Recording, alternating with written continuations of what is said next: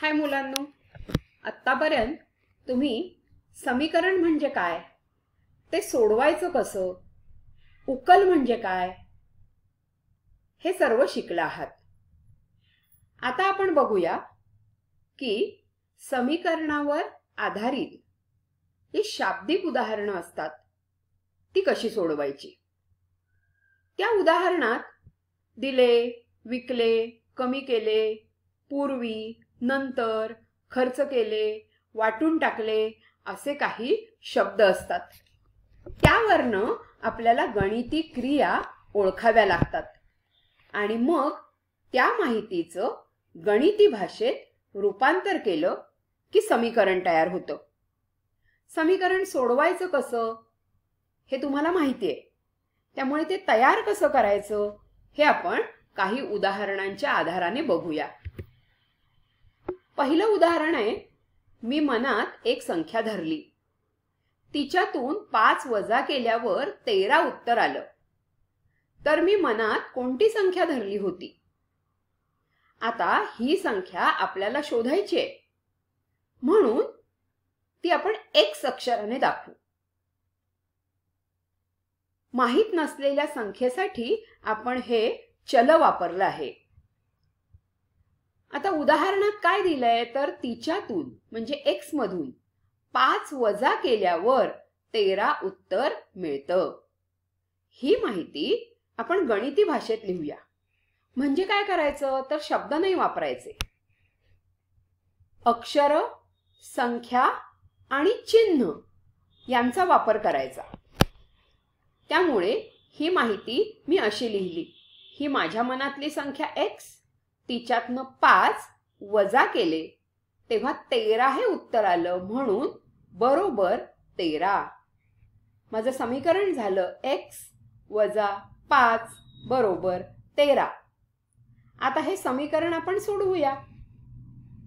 त्यासाठी आपल्याला डावीकडे हे 5 नको आहेत, म्हणजे हा X सुटा होईल. ते वजाबाकीच्या क्रियेने जोडलेत. ते घालवण्यासाठी आपल्याला वजाबाकीची विरुद्ध क्रिया म्हणजे बेरीज ही वापरावी लागेल आणि आपल्याला 5 काढायचे, त्यामुळे 5च मिळवावे लागतील दोन्ही बाजूला. कारण जो बदल डावीकडे तोच बदल उजवीकडे हा मंत्र अजिबात विसरायचा नाही. म्हणून पुढची पायरी आली X वजा 5 अधिक 5 बरोबर 13 अधिक 5. काय केलं आपण हे 5 जाण्यासाठी तर दोन्ही बाजूत आपण 5 मिळवले. डावीकडचे 5 गेले, डावीकडे राहिला फक्त X आणि उजवीकडे 13 अधिक 5 उत्तर आलं 18, म्हणून मी मनात धरलेली संख्या 18 होती. ही या समीकरणाची उकल आहे. दुसरं उदाहरण बघूया. मनीषाकडे काही गोट्या होत्या. कुणालने तिला 6 गोट्या दिल्या, तेव्हा तिच्याकडे 20 गोट्या झाल्या. तर सुरुवातीला तिच्याकडे किती गोट्या होत्या? माहितीये का तुम्हाला सुरुवातीला तिच्याकडे किती गोट्या होत्या? नाही ना, म्हणून आपण त्याच्यासाठी अक्षर मानूया. मनीषाकडे सुरुवातीला A गोट्या होत्या असे मानू. आता आणखी 6 गोट्या तिला मिळाल्या, म्हणजे क्रिया कोणती आहे? बेरजेची. म्हणून आपण समीकरण बनवलं की A या मनीषाकडे आधी असलेल्या गोट्या अधिक 6 ह्या तिला कुणालने दिल्या बरोबर 20 ह्या तिच्याकडे एकूण झालेल्या गोट्या. आता आपल्याला हे समीकरण सोडवायचंय. त्यासाठी डावीकडे हे 6 आपल्याला नकोयत, ते बेरजेच्या क्रियेने जोडलेत. मग ते घालवायला काय करावं लागेल? अर्थातच वजाबाकी. किती वजा करायचे? 6, कारण आपल्याला हे 6 नको आहेत. म्हणून A अधिक 6 वजा 6 बरोबर 20 वजा 6. काय केलं आपण? दोन्ही बाजूतून 6 वजा केले. मग डावीकडे राहिला A आणि उजवीकडे 20 वजा 6 म्हणजे उत्तर आलं 14. म्हणून मनीषाकडे सुरुवातीला 14 गोट्या होत्या. तिसरं उदाहरण, 5 पेनांची किंमत 100 रुपये. तर एका पेनाची किंमत किती? आता बघा, एका पेनाची किंमत आपल्याला माहिती नाहीये, म्हणून त्यासाठी आपण अक्षर मानलं y.